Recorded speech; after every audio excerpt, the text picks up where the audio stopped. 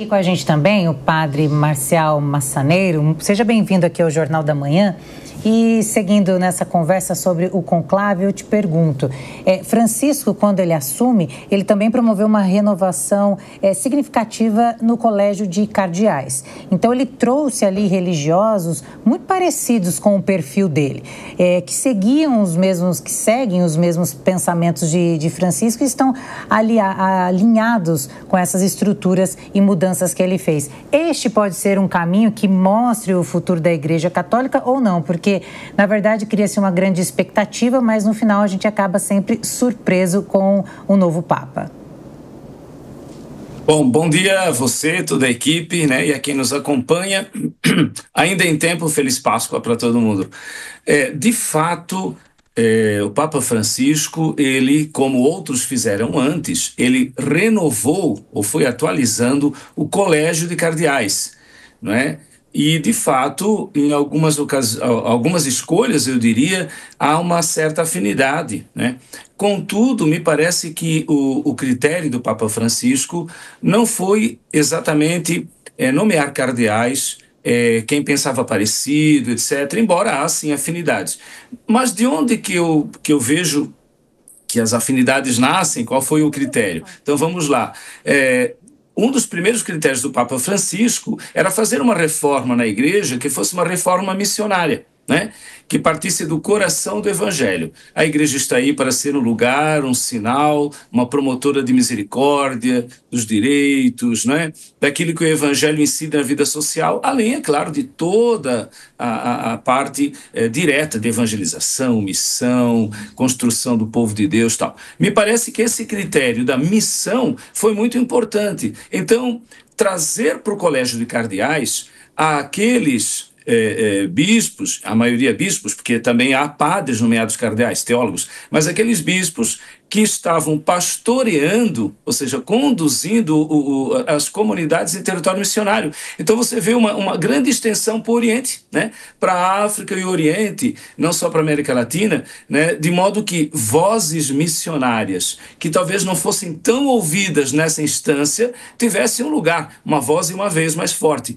E um outro critério também, nesse caso, é o trazer para o centro do debate, das decisões, aquilo que era periférico, né? Ou que era periferia em termos de uma geopolítica eclesial, né? Que é a igreja que se pretende representar aí o povo de Deus universal nos seus diversos lugares, culturas, sotaques, ela de fato fosse assim também na escolha do bispo de Roma, porque o bispo de Roma não cuida só da diocese de Roma, mas tem por função ser o primaz, né, o presidente do colégio episcopal.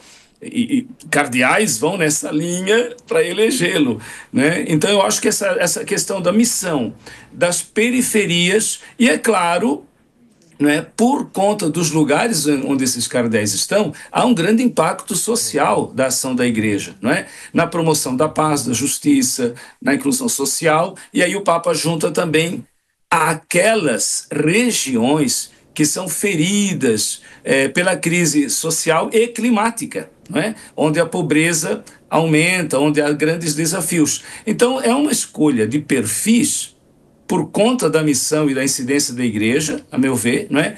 E, é claro, acaba gerando uma solidariedade ali de quem foi nomeado cardeal, ou criado cardeal, como se diz, com o próprio pontífice. Agora, a comunhão não é só pessoal com o bispo de Roma, a comunhão é de todo o colégio, o nome colégio já diz. Agora o Papa Francisco se despede e vai valer muitos vínculos de comunhão, né? E a percepção interior de cada cardeal de o quanto ele está vinculado com o corpo todo da igreja e o quanto ele se sente responsável nesse momento de escolha.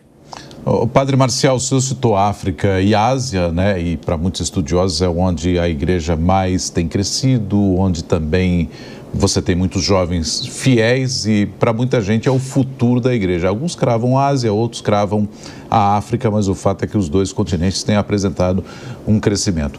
Isso pode ser um reforço para a eleição de um Papa de um desses continentes ou, pelo contrário, já que está tudo bem lá, vamos para outro ponto onde a Igreja Católica talvez não esteja tão forte. Existe esse tipo de raciocínio ou não, padre? Olha, eu diria de um modo até simples que esse raciocínio funciona nas duas vias que você coloca, né? Porque eu acho que nenhum cardeal, vendo essas manifestações de carinho, de afeto pelo Papa Francisco, né? Vendo a misericórdia, a pessoa ao centro da evangelização como ele pôs, eu acho que nenhum cardeal quer perder, digamos assim, tudo que o Papa Francisco trouxe, agregou e o que ele significa para o mundo, né? Em geral, você tem que trabalhar com o legado de um Papa que se despede e apostar no carisma, nas condições do que vem. E isso se combina de algum modo, né? Mas, de fato, vai depender um pouco dessas congregações gerais que estão acontecendo agora, né? As congregações gerais não determinam, mas ajudam a desenhar um cenário. Os cardeais começam a se conhecer melhor, a se escutar, a falar, a pauta é aberta, de modo que se prepare ali um caminho, um cenário, uma agenda de temas, de expectativas para pensar o perfil do próximo. Então, nesse sentido, nós temos aí pelo menos duas grandes tendências, a meu ver. Uma tendência seria uma novidade, como você diz, né? Se nós tivermos alguém da África ou da Ásia, pensando trazer aquele cenário para o centro de decisões, de perspectivas do debate. E alguém pode pensar assim, me parece razoável, né? Como eu escutei comentários até de representantes do judaísmo, do Oriente Médio, que gostariam que o patriarca latino de Jerusalém, o bispo Pizzaballa, fosse papa. É só um exemplo que eu dou, né? Não estou dizendo que será, mas para quem gostaria que, de fato, a situação do Oriente Médio entrasse direto na agenda, não só como um tema, mas com um Papa vindo dali, né? Então, é um exemplo. Alguém também poderia pensar assim, não, mas nós temos que focar na questão ambiental, vamos focar na Amazônia e vamos pegar um cardeal da região amazônica, é um outro critério. Então, me parece que isso é uma tendência possível. A outra tendência é não pensar apenas os cenários, mas pensar um perfil que inclua esses cenários no seu serviço eclesial, no seu ministério de bispo de Roma, né? E que tenha um olhar global com condições de integrar, promover diálogos, debates, balancear todas essas realidades. Aí nós teríamos um perfil diplomático e de postura determinada na evangelização, muito afinado com Francisco, como o cardeal Zuppi, por exemplo, né? O próprio Parolin, que era o seu vice, né, pelo menos do ponto de vista da administração da Santa Sé, ou eu diria o cardeal Avellini de Marsella, que nem muita gente lembra, mas é tipo um Francisco da França. Então, sim, nós temos essa possibilidade de um cenário que se impõe, que solicita espaço e acaba imprimindo um perfil, trazendo algum nome, mas na cabeça de muitos cardeais, de repente, vão pensar, a maioria europeia, os europeus conduzem, ou digamos, dão o tom da votação e os escrutínios vão reagindo. Então, tudo é possível. Né? A gente arrisca uma análise, mas a gente não sabe os fatores que estão sendo, que estão vindo à tona e desenhando um perfil agora a partir das congregações gerais. Eles estão se encontrando, se conhecendo, se ouvindo, e a gente não tem um retorno direto da pauta do que eles têm discutido lá, mas de fato, o cenário no qual a votação vai se mover. Piperno, sua pergunta? Bom dia, Padre Marcial. O senhor tocou em pontos bastante relevantes. Eu tenho uma dúvida que eu... estou com uma pequena dificuldade de ouvir esse áudio. Opa, vamos... Opa! E agora? E agora, que está conseguindo ouvir? Eu pediria que você pudesse repetir a questão. Sim, claro. Aqui é o link, né, na internet. Perfeito. Tá, perfeito. Piperno, vamos fazer o seguinte, vamos trazer aqui a tua avaliação em torno disso que acabou de dizer para a gente aqui o padre Marcial Massaneiro, porque essa posição é muito interessante, eu queria te ouvir também nisso, no seguinte sentido. Você tem uma igreja se desenvolvendo bem em 2 continentes.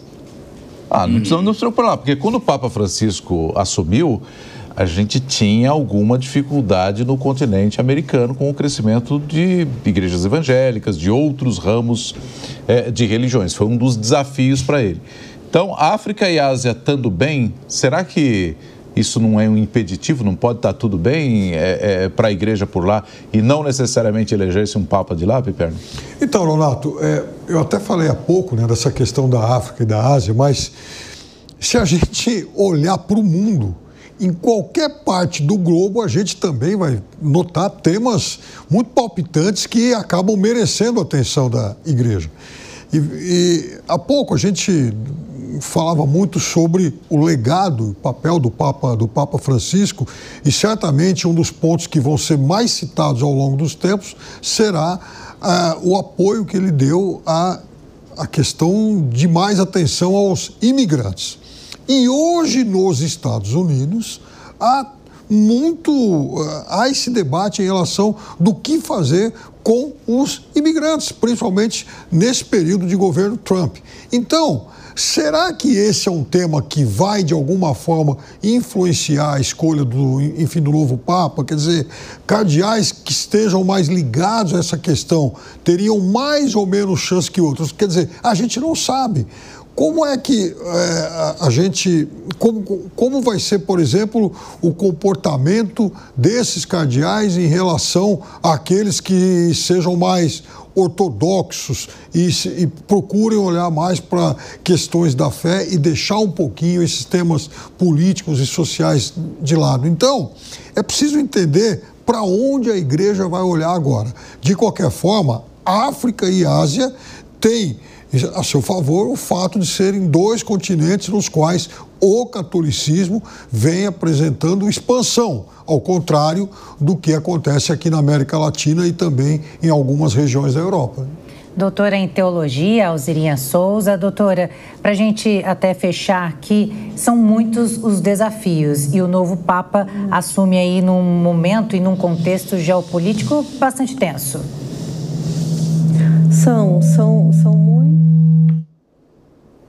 São muitos, de fato, os desafios da igreja, mas ainda... A gente está ouvindo, Alzirinha? Não sei se... Pode ir, doutora. Voltou? Então, são de fato muitos os desafios, e o desafio do novo Papa, ou daquele que vai conduzir a igreja, é justamente para isso servem as congregações gerais, não é? Para esse discernimento em relação às demandas que nós temos hoje, os processos que foram abertos e qual é o melhor rosto, então, para se conduzir a igreja nesse novo cenário ou nesse novo momento. Nós não podemos também perder de mente que esse conclave e todos os conclaves e toda a condução da igreja, ela não é unicamente segundo aquilo que nos é próprio, ela faz relações com a dimensão política, com a dimensão econômica, com a dimensão das realidades onde ela está. Mas há um elemento teológico importante aí, que é a ação do Espírito, não é? Então, nós somos uma igreja trinitária, não é? Nós somos seguidores de Jesus, mas à luz de um Deus que é trinitário, Pai, Filho e Espírito. O Espírito, para nós, é aquele que move o mundo. Não porque tira a consciência das pessoas, mas porque nos impulsiona um discernimento para encontrar os melhores caminhos para continuar sendo igreja nos diferentes contextos, nos diferentes momentos da história. Então, as reuniões, as congregações gerais, o conclave é conduzido prioritariamente por isso. E a partir desse discernimento, como é que encontramos os melhores caminhos e a melhor forma, então, de contribuir para o presente da história, para as questões políticas, as questões sociais, as questões econômicas, como é que damos e podemos dar um equilíbrio e também um discernimento àqueles que efetivamente têm por direito a condução mais proximamente dessas questões. E eu acho que o Papa Francisco fez isso com muita maestria, não é? O professor lembrava um minuto atrás da questão dos migrantes. Então, não só a questão dos migrantes, não é? A questão dos migrantes, a questão dos pobres, a questão das populações LGBTQIA+, as questões daqueles que estavam à margem e que precisam ser pensados não somente pela igreja, mas aquelas populações que estão sendo massacradas pelas guerras, então, que precisam ser pensadas não somente porque são os prioritários da igreja, porque eram os prioritários de Jesus, mas porque deveriam ser pensados pelos líderes políticos por aqueles que têm a condução em suas mãos, o cuidado e a condução geopolítica da vida dessas pessoas. A gente agradece a doutora em Teologia pela Igreja Católica de Louvain, Alzerinha Souza. Muito obrigado por atender a Jovem Pan. Um bom dia para a senhora. Obrigada. 9h48. Repita. 9h48. Hora da gente continuar conversando aqui com os nossos comentaristas. O Fabrício Naitsky, que está aqui com a gente também, nosso editor de internacional. O Naitsky, vamos trazer aqui aquele pacote com os nomes mais cotados, ou alguns dos mais cotados para o conclave, porque essa bolsa de apostas, a impressão que eu tinha é que tinha menos nomes. Agora tem um recheio maior, o Naitsky. Cada dia que passa vai surgir um nome novo aí, Donato. É uma lista sem fim, né? São 133 cardeais que participam do conclave, né? E que, bom, enfim, qualquer cardeal pode acabar sendo nomeado papa. Mas o mais provável é que seja alguém que esteja ali dentro do conclave, né? A gente tem falado, por exemplo, o Piperno destacava aqui agora há pouco a possibilidade da gente ter um papa africano. Não seria inédito um papa africano, mas seria o primeiro papa africano em mais de 1.300 anos. Antigamente, muitos anos atrás, nós já tivemos papas ali do norte da África, ali daquela região do norte da África. Mas você tem, por exemplo, o nome do cardeal Fridolin Ambongo Besungo, que é da República Democrática do Congo. E como o Piperno já havia destacado aqui, por exemplo, ele é uma pessoa muito conservadora nos costumes. Embora seja um reformista dentro da estrutura da Igreja Católica, são nomes ligados ao conservadorismo na questão dos costumes, principalmente no que diz respeito às pautas LGBTQIAP+.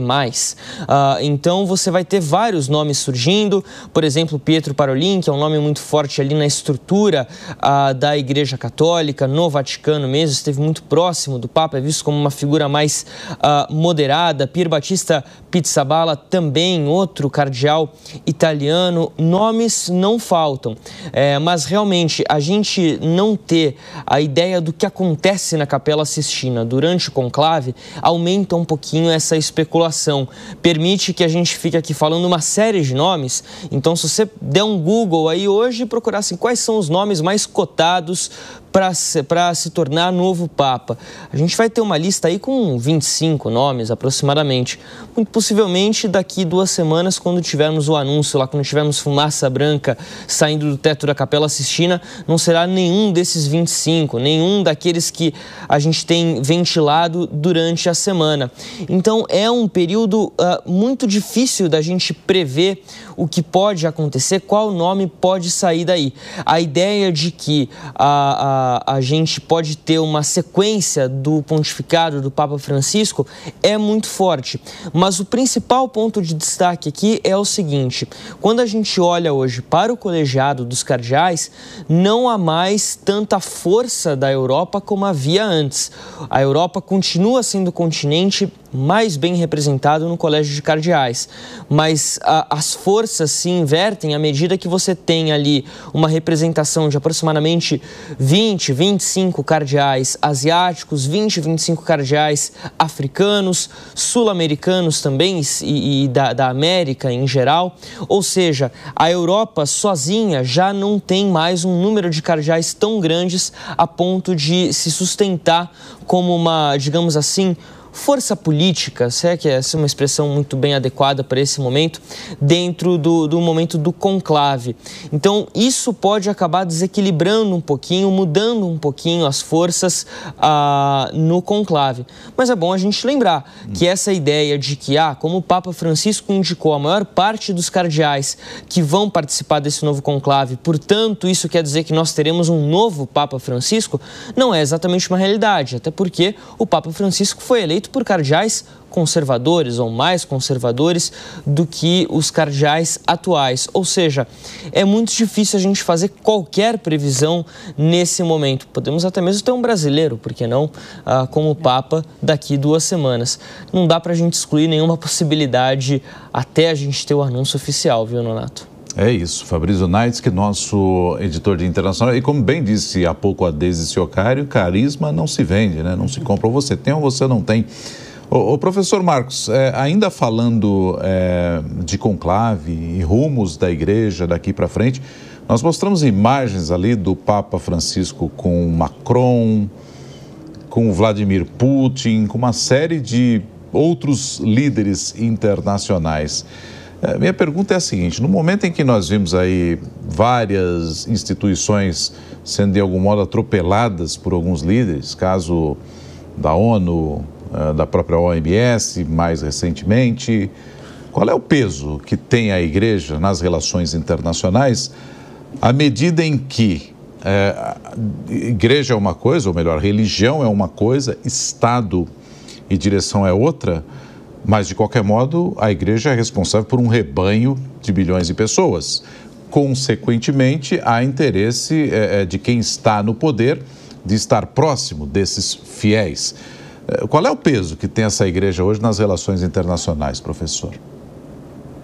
Você sabe que o soft power, né, que a gente chama, o poder brando da igreja é muito intenso e é muito relevante quando a gente olha para o cenário global e também por toda a contribuição e todo o trabalho de bastidor, muitas vezes, que a diplomacia do Vaticano realiza internacionalmente. Então, a igreja tem um peso muito relevante em todo este processo histórico e tem tido aí, como a gente já mencionou anteriormente, várias ocasiões em que ela se fez presente e fundamental nessas negociações e nessas conversas de bastidores, inclusive porque tem a capacidade de influenciar o seu próprio povo, né, os próprios fiéis da Igreja Católica, que constituem um elemento importante de pressão, muitas vezes, para a atuação de governos em determinadas situações. Então, a gente não pode relegar este papel a um segundo plano. E nós sabemos também que o Estado, né, muitas vezes tem alguns governos, alguns políticos também buscam na aproximação com grupos religiosos a determinada legitimação para a ação e também para a própria função deles. Então a gente vê o quanto esta questão de igreja e Estado, que nós tentamos separar muito, ela é cada vez mais presente em todas as ocasiões. Então o que nós observamos neste processo todo é que também a igreja e o colégio de cardeais que vai decidir e vai escolher o novo Papa tem que estar aí sentindo o tempo, o pulso do momento. Eu sempre gosto de me recordar que quando João Paulo II foi escolhido, ele foi escolhido dentro de um contexto da Guerra Fria e um Papa polonês, justamente contrário àquilo tudo que acontecia dentro da cortina de ferro e que foi muito importante naquele processo de negociação. Nós vimos depois que o Papa Bento XVI foi escolhido num cenário em que a Igreja Europeia estava enfraquecida e se buscava com um Papa europeu tentar ali restabelecer a função da igreja, uma atuação mais viva da igreja dentro do contexto europeu. E no caso do Papa Francisco, a gente notou também que ele foi resultado dos tempos porque a Igreja Católica enfrentava e ainda enfrenta o problema da perda de fiéis na América Latina, e isso também tem um impacto sobre o poder e a influência da igreja, até como foi mencionado, né, pela ausência de muitos líderes políticos na América Latina. Então, o que nós precisamos entender é qual é o pulso do momento, qual é o assunto mais relevante também para que a escolha do Papa tem aí uma influência e uma voz ativa neste processo todo. Será a questão da guerra na Ucrânia? Será a orientação da paz no Oriente Médio?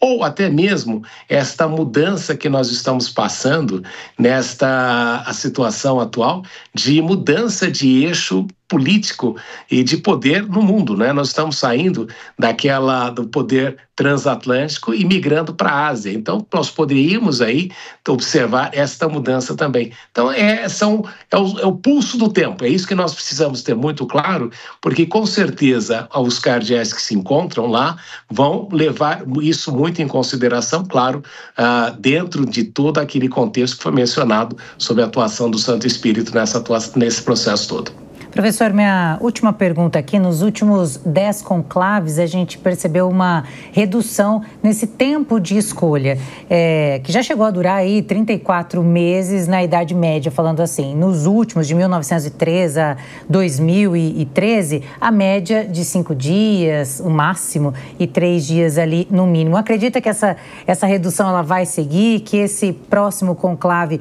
será mais rápido, porque a expectativa é muito grande em cima disso? E acredito também que o principal nome já deve estar circulando ali entre os cardeais. E aí existe uma interpretação teológica, né, que você pode dizer, Elisângela, que você não pode acelerar ali a forma como Deus, em princípio, vai revelar para os cardeais a sua perspectiva quanto quem deve ser o novo Papa e o dirigente da Igreja. Mas o fato é de que é importante uma resposta rápida da Igreja na seleção do seu Papa, justamente para que se tenha muito claramente que continua sendo uma unidade coesa, apesar da diversidade que ele constitui, e esta resposta rápida também serve para que as pessoas tenham mais confiança e tenham a certeza de que não estarão ali abandonadas neste momento. É claro que no passado os conclaves poderiam durar mais tempo, mas hoje em dia, nessa idade de tecnologia rápida, nós esperamos que muitas decisões sejam tomadas mais rapidamente, até porque os cardeais já devem ter ali na sua cabeça quais são os assuntos que eles gostariam que o novo papado identificasse e levasse adiante. Coisas que Francisco talvez não tenha conseguido implementar. E no mundo que precisa, neste momento, de lideranças maduras, nós temos que levar muito esse aspecto em consideração da necessidade de uma resposta rápida. A grande dúvida é se vão escolher um Papa mais novo, e aí com impacto na Igreja no longo prazo e um tempo maior de papado, ou se nós teremos aí um Papa um tanto mais idoso, reflexo também de mudanças com relação a uma perspectiva mais de curto prazo e um Papa aí de um período de transição no mundo que está em constante mudança. Então a resposta deverá vir um pouco mais rápida, porque nós precisamos, neste contexto de crise global, que a Igreja assuma aí, a Igreja Católica, dentro das suas capacidades, assuma o processo de liderança que necessita. Muito bem, nós conversamos então com o professor de Relações Internacionais, Marcos Vinícius de Freitas. Professor, muito obrigada pela sua participação aqui no Jornal da Manhã. Tenha um ótimo dia. Bom, também segue conosco aqui o Henrique Kriegner. O Kriegner, a gente acompanhando essa discussão a respeito do conclave e uma série de nuances que nós trouxemos aqui, uma série de possibilidades também.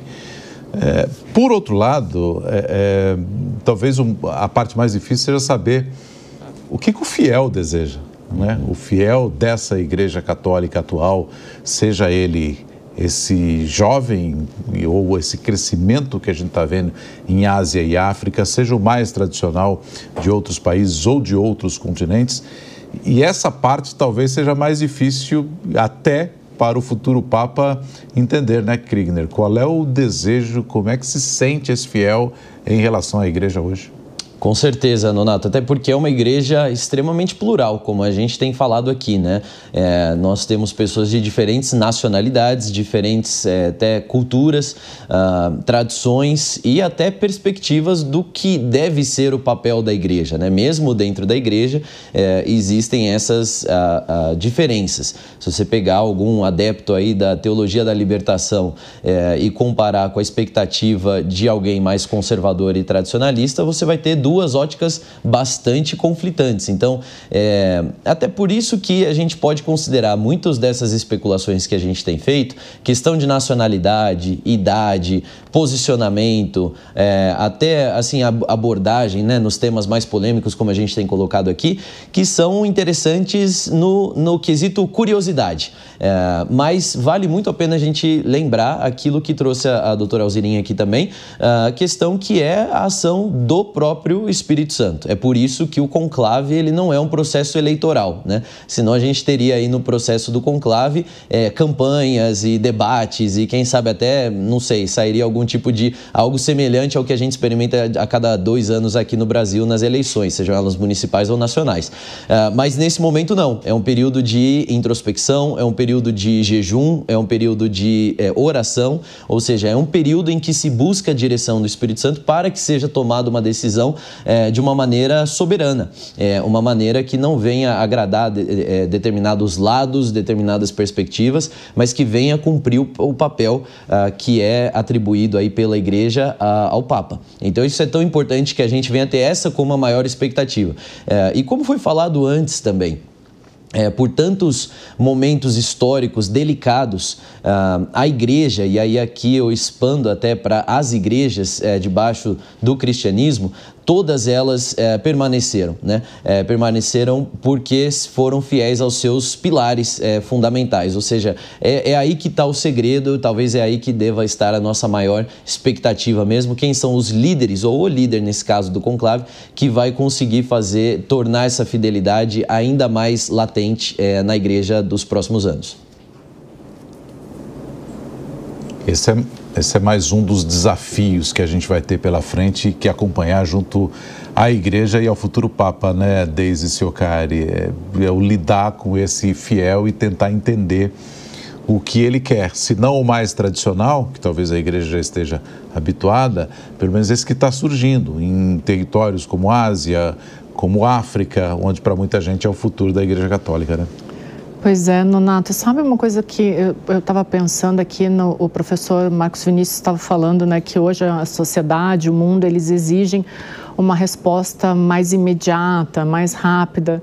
E eu fiquei pensando justamente no significado do conclave, né, conclave, que o conclave é uma das questões mais misteriosas, dos rituais mais misteriosos do mundo, e ele permanece praticamente intacto nesses 2000 anos, né? Pouquíssima coisa mudou no processo do conclave. E é muito curioso, porque o professor estava falando dessa necessidade de resposta imediata, e o conclave é justamente o contrário.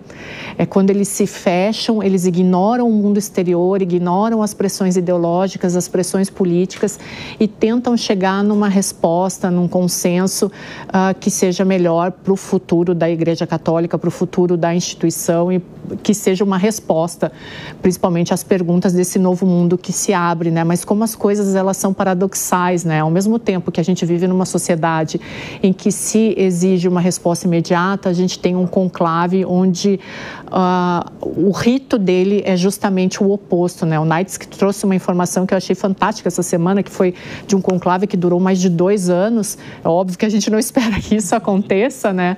Mas como esse ritual de silêncio, de demora e às vezes até de se desligar do mundo, ele é necessário muitas vezes até para a gente. Então, de novo, é mais uma simbologia que a igreja passa para nós. Piperno.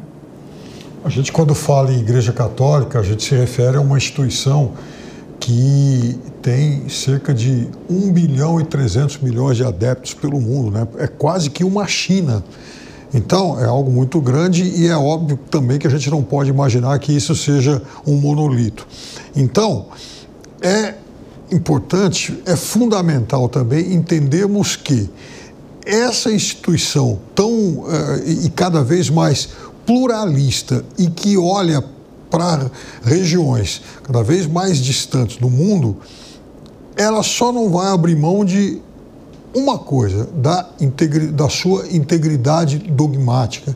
Então, é uma igreja que ela vai se atualizando em relação aos temas contemporâneos. E aqui foi falado, por exemplo, da necessidade de agilidade de informações, de redes sociais, de questões aí ligadas, por exemplo, a temas como ecologia, como direitos humanos, as questões, enfim, migratórias.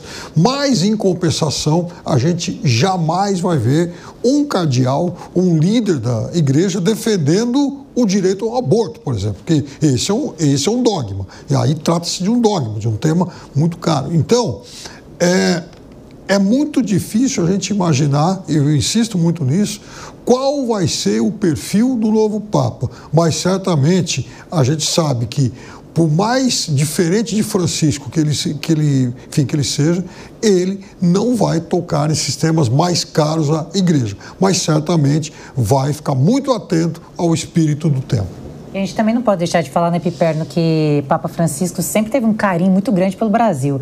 Ele esteve no Brasil 2 vezes, ele até numa brincadeira falou, Deus é brasileiro. Então a gente fica nessa esperança também que o Brasil faça parte desse contexto no papado, no novo Papa. Então, Francisco sempre com a preocupação em relação ao meio ambiente, à Amazônia, aos povos indígenas. Isso ele trouxe durante esses 12 anos no trono de Pedro. Ele fez ao Brasil a sua primeira viagem internacional, né, em junho de 2013, na Jornada Mundial da Juventude. Ele era Papa há apenas 3 meses, né? Então, de fato, ele sempre teve muita simpatia pelo Brasil, o que, de certa forma, óbvio que aqui não se trata de provocação de nada, mas ele não fez nenhuma viagem ao país de origem dele, né? Ele não pisou em solo argentino após ter se tornado Papa, até para não dar também margem a que houvesse algum tipo de exploração política. Agora, de qualquer forma, chama atenção, isso também foi rapidamente falado aqui, da ausência de lideranças latino-americanas lá em Roma nesse momento, porque depois do Brasil, talvez o México seja o 2º maior país católico do mundo, né? O México tem uma população aí de 130 milhões de habitantes, é um país majoritariamente católico e é um país com poucos cardeais e que não teve presença da sua principal liderança nesse evento, no evento dos funerais do Papa. É preciso que a América Latina também olhe com mais atenção para o Vaticano e não necessariamente apenas o contrário, como a gente às vezes imagina. Pois é, o Henrique Kriegner, esse ponto que o Piperno chama a atenção aqui para a gente, da falta de grandes líderes latino-americanos lá, especificamente fazendo uma última homenagem ao Papa Francisco, chama mesmo a atenção até pela origem do próprio Papa, né, que a gente já destacou aqui, que era argentino, foi para a Argentina durante um bom período, mas o Milei estava lá como estadista e efetivamente representando o país, mas outros líderes nem apareceram, né? Ainda que o Papa fosse aqui da região. É algo a ser considerado e para a gente ter uma via de mão dupla, né, Kriegner? Não só a igreja olhar para cá e tentar se aproximar do rebanho na América do Sul, mas também os governos daqui fazerem o caminho da volta, né? Nonato, eu diria que isso evidencia muito não sei se a gente pode chamar de um oportunismo ou até um caronismo desses países. E são lideranças que, num discurso, vão se denominar católicos, mas nesse momento provam que não são, né? É um momento, especialmente para esses que vão se dizer católicos, é quase que uma obrigação. Como eu falei, o exemplo do Milei. O Milei, que teceu duras críticas durante a campanha, uma vez presidente, ele precisa engolir a sua opinião pessoal e vestir a camisa e vestir o paletó de presidente de uma nação e representante, especialmente a nação que é também a mesma nação de origem do Papa Francisco. Sai o personagem em pensamento pessoal e entra o chefe de Estado. E os outros países da América Latina, eles falham nesse sentido também de não ter a sua representação. Claro que não precisava ser uma representação tão grande e plural e numerosa quanto foi a do Brasil, mas só uma representação ali que represente mesmo o respeito ao líder de uma das principais instituições religiosas do mundo e também chefe de Estado de uma nação que faleceu, que a gente não pode esquecer. Agora, a Deise comentava um pouco do carinho, né, do Papa Francisco em relação ao Brasil e sem querer quebrar aqui o decoro e a seriedade da nossa cobertura, mas vale a pena lembrar um dos momentos mais icônicos do que mostra também o humor bem latino-americano do Papa Francisco, quando ele ele disse que um fiel ali pediu que ele abençoasse o Brasil e orasse pelo Brasil, e ele disse, olha, o Brasil, falou, claro, num tom de ironia, disse, o Brasil não tem salvação, muita cachaça e pouca oração. E deu risada ali, claro, orou por aquele homem, orou pelo Brasil também, mas isso mostra um pouco também da preocupação do Papa Francisco de que nós precisamos de muita oração aqui no nosso país, e nesse ponto eu concordo muito com o Papa.